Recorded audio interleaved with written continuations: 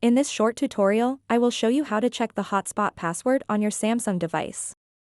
The hotspot password is the key that allows other devices to connect to your phone's hotspot and use its internet connection. It's important to know this password in case you need to share it with someone or if you forget it. To get started, open up the Settings app on your Samsung phone and then tap Connections. After that, tap Mobile Hotspot and Tethering. And then tap Mobile Hotspot.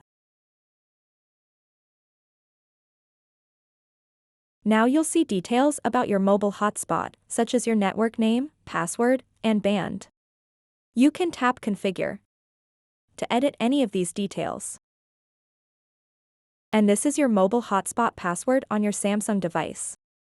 If you change any of these details, make sure to tap Save at the bottom right to save changes. So that wraps up this tutorial. If you have any questions about this whole process, please let me know in the comments section below. And if this video helped you out, please give it a big thumbs up and subscribe to this channel for more tutorial videos like this one.